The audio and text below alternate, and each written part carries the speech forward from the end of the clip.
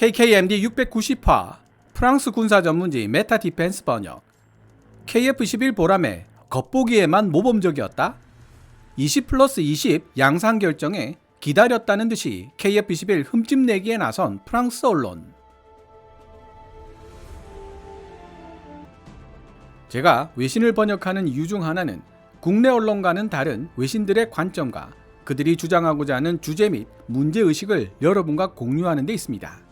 기회 될 때마다 말씀드리고 있지만 저는 스스로 결론을 내리는 사람이 아니라 문제를 제기하는 사람이 되어야 한다고 생각하고 있습니다. 제가 가진 능력이 워낙 부족하다 보니 생각대로 되지 않을 때가 가끔 있기는 하지만 말입니다.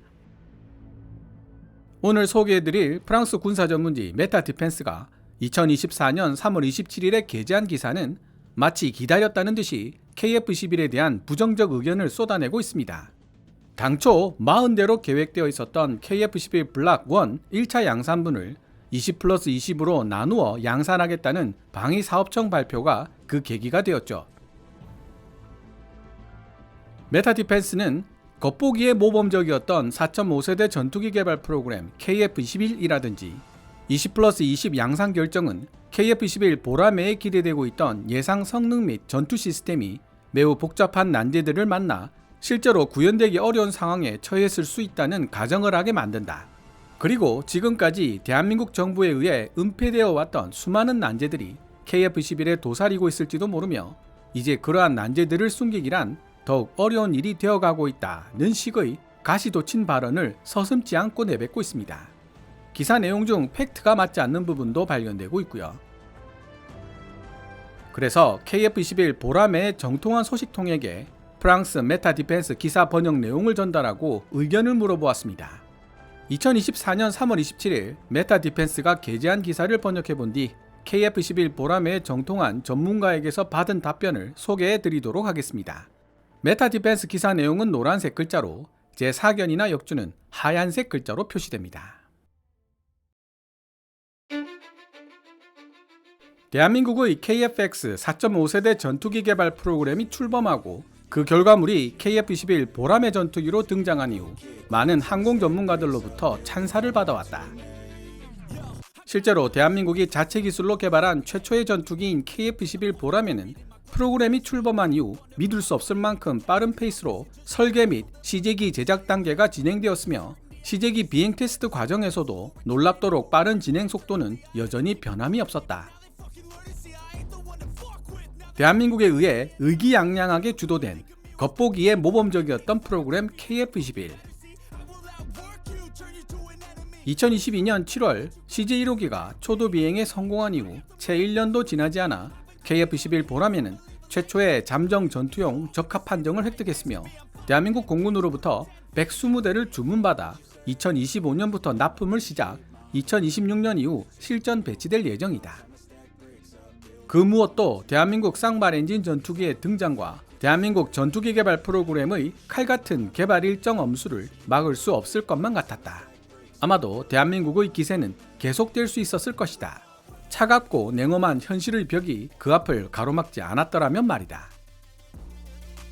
실제로 대한민국 방위사업청은 2024년 대한민국 공군에 의해 주문된 KF-11 보라매 초도 양산분 숫자가 원래 계획되어 있던 40대에서 단지 절반 수준인 20대로 줄어들게 될 것이라고 최근 발표했다. 해당 주제에 대해 발표된 간략한 보도자료에 따르면 대한민국 방위사업청은 우선 2024년 6월까지 20대분에 대한 생산 계약을 먼저 체결한 뒤 나머지 물량 20대는 내년 2025년에 추가 계약하기로 결정했다. 그동안 공대공 A사 레이더에 대한 추가 테스트는 물론 해당 A사 레이더를 미티어 공대공 미사일과 통합 운용하는 테스트까지 시행될 계획이며 사업 타당성 조사가 반드시 이루어져야 한다고 명시했다. 프랑스 메타 디펜스는 20대가 먼저 양산된 이후 추가로 실시될 A사 레이더 테스트와 미티어 공대공 미사일 통합 운용 테스트 결과에 따라 사업 타당성 여부가 결정될 것처럼 설명하고 있습니다. 얼핏 들으면 양산 사업 타당성 여부가 번복될 수 있을 것처럼 들리지만 이는 방사청과는 다른 설명입니다. 2024년 3월 22일 뉴시스가 보도한 내용에 따르면 방사청 관계자는 추가 검증을 하더라도 사업 타당성 여부와는 상관없이 기존 40대를 양산하는 계획에는 변함이 없다라고 단언하고 있습니다. 방사청은 줄곧 40대 양산이 맞다. 다만 1년이라는 시간적 격차를 두고 필요한 검증을 거친 뒤 두 차례로 나누어 양산하는 것뿐이다 라는 입장입니다. 이 내용에 대해서는 KF11의 정통한 소식통과의 인터뷰를 통해 검증해 볼 예정이 오니 영상을 끝까지 시청해 주시기 바랍니다. 방위사업청에 의해 반토막난 KF11 보람의 1차 양산분. KF11 보람회처럼 야심찬 프로그램이 약간의 시간적 지연에 직면한다는 것은 전혀 놀라운 일이 아니다. F-35 프로그램을 예로 들자면 양산 1호기를 미 공군에 인도하는 것을 목적으로 하는 초기 프로그램에서만 5년 이상의 시간적 지연을 경험했다. 뿐만 아니라 F-35가 첨단 5세대 스텔스 전투기로서 진면목을 보여줄 수 있는 완전 운용 능력 FOC를 획득할 수 있는 시점, 즉 블락4 버전으로 개량되는 시기가 언제 도래할 것인가를 기준으로 생각해 본다면 훨씬 더 오랜 시간을 기다려야 할 것이라는 사실을 기억해야 할 필요가 있다. 그러나 단순한 배송 지연이 아닌 양산 숫자 감소를 정당화하기 위해 사업 타당성이라는 용어가 프로그램 후반부에 개입한다는 사실은 우려 요소가 될 수 있다. 사실 이번 20+20 양산 결정은 KF-11 보람에 기대되고 있던 특정 예상 성능 및 전투 시스템이 매우 복잡한 난제들을 만나 실제로 구현되기 어려운 상황에 처했을 수도 있다는 가정을 하게 만든다. 20+20으로 나누어 양산한다는 이번 발표는 출범 이래 가장 효과적으로 통제 및 수행되고 있는 방산 프로그램의 대표적인 사례가 KF-11 보람회라던 대한민국 정부의 태도와 완전히 상반되는 것이다. 이처럼 지금까지 해왔던 말과 역행되는 대한민국 정부의 발언은 KF-11 보람회와 관련된 특정 정보를 보는 사람들의 관점을 바꿔놓고 있다. KF-X 프로그램 내내 나타난 인도네시아의 이상한 행동. KF-X 프로그램은 출범 당시 한국과 인도네시아 간 협력 프로그램으로 설계됐으며 인도네시아는 고등훈련기 겸 공격기 T-50의 경우와 마찬가지로 투자 비용의 20%를 부담하고 설계 및 제조 작업의 20%를 담당하기로 되어 있었다. 고등훈련기 겸 공격기로 쓰일 수 있는 기종은 T-50이 아니라 TA-50입니다. 그리고 T-50 개발과 인도네시아는 아무런 관련이 없습니다. 프랑스 메타 디펜스가 기본적인 사실관계조차 제대로 확인하지 않고 기사를 작성했다는 사실을 알게 해주는 부분이죠. 그러나 인도네시아 정부는 프로그램 출범 이후 공식적으로 프로그램을 탈퇴하지도 않은 채 한국 정부에게 개발 분담금을 제대로 지불하지 않고 있으며 현재 8억 달러가 넘는 부채를 안고 있다.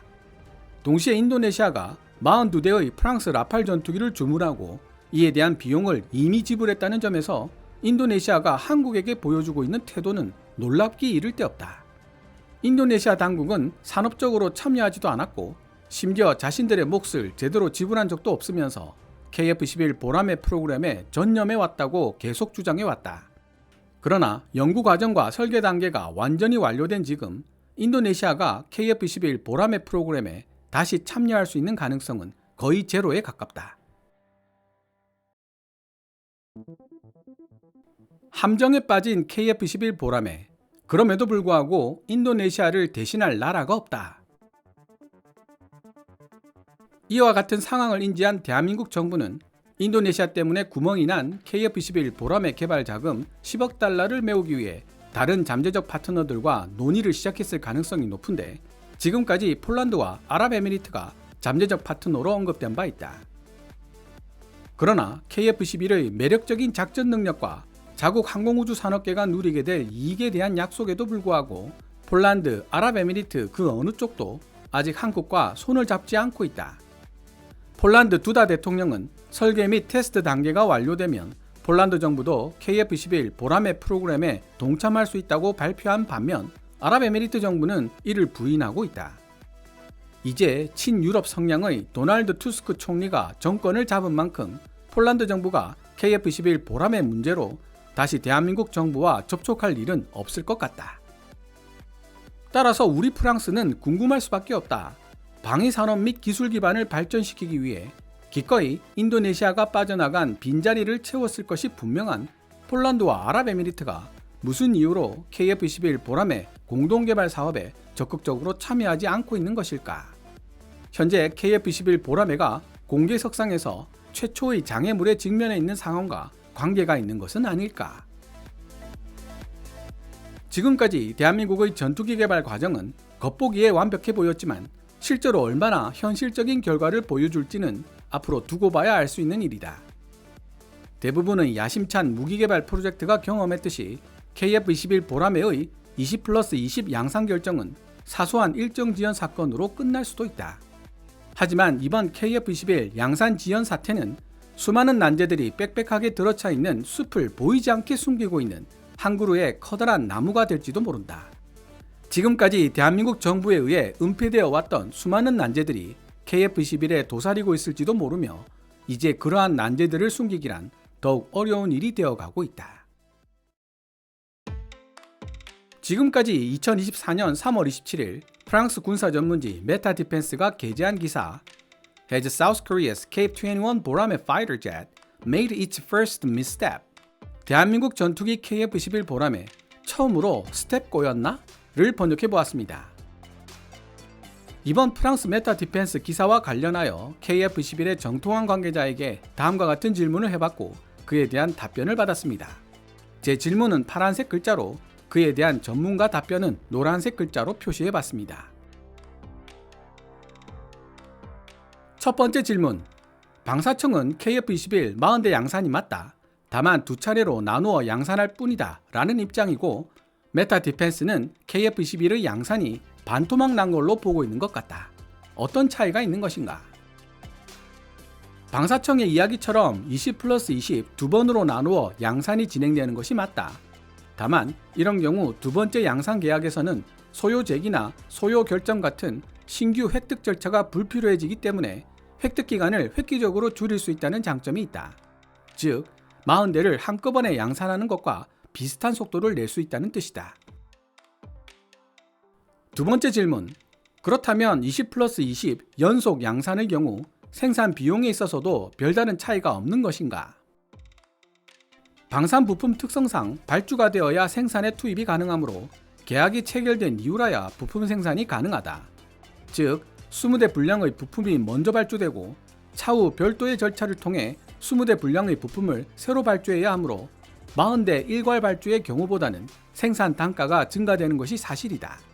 다만 방사청에서 40대 일괄 발주의 경우와 비용이 동일할 것이라고 이야기하는 것은 부품업체와의 협상을 통해 비용 상승에 대한 리스크를 최대한 억제하겠다는 의지를 표현한 것이다. 세 번째 질문. 뉴시스는 방사청 관계자와의 인터뷰를 인용하며 추가 검증 여부와는 상관없이 무조건 40대 양산으로 간다고 이야기하고 있고 메타 디펜스는 추가 검증 이후 사업 타당성을 다시 따져야 하는 것처럼 서술하고 있다. 어느 쪽 이야기가 맞는 것인가? 메타 디펜스가 잘못 알고 있는 것이다. 추가 검증 이후라도 사업 타당성을 다시 따질 일은 없다. 다만 제기된 안건에 대한 검증을 위한 위원회 구성 같은 절차는 수행될 것으로 보인다. 그래야만 나중에 감사원 감사 등이 있을 때를 대비할 수 있기 때문이다. 네 번째 질문. KF-21 관계자로서 나름 권위 있는 프랑스 군사 전문지가 이렇게 직설적인 표현으로 KF-21 흠집 내기에 바쁜 기사를 썼다는 사실에 대해 어떻게 생각하는가? 아마도 프랑스 라팔의 강력한 경쟁 기종이 KF-21 보라매이기 때문이지 않겠는가? KF-21 보라매가 그만큼 라팔의 위협적인 플랫폼이라는 의미로 받아들이고 싶다. 아직까지 대한민국 공군에서도 운용 중이지 않은 KF-21 보라매에 대해 여러 국가에서 높은 관심을 보이고 있는 것에 대해 위기감을 느꼈을 수도 있다고 생각한다. 솔직히 프랑스 기자가 제대로 된 자료 조사 없이 책상에 앉아 기사를 작성한 것 같다는 느낌이 들 정도이며 KF-21 경쟁업체에서 준 기사에 프랑스 기자가 이름만 올렸을 수도 있겠다는 생각이 들 정도로 수준 낮은 내용이다. 오늘 KKMD에서 준비한 내용은 여기까지입니다. 시청자 여러분들의 좋아요와 구독 그리고 광고 시청은 KKMD의 미래를 위한 양식이 됩니다. 후원 멤버 및 슈퍼땡스로 후원해주시는 고마운 분들의 댓글은 항상 감사한 마음으로 챙겨 읽고 있습니다. 방송되었던 내용들은 KKMD 공식 블로그에서도 만나보실 수 있으니 구글이나 네이버 검색창에서 KKMD를 검색해 보시기 바랍니다. 지금까지 시청해 주셔서 감사합니다. Kevin's Military Channel KKMD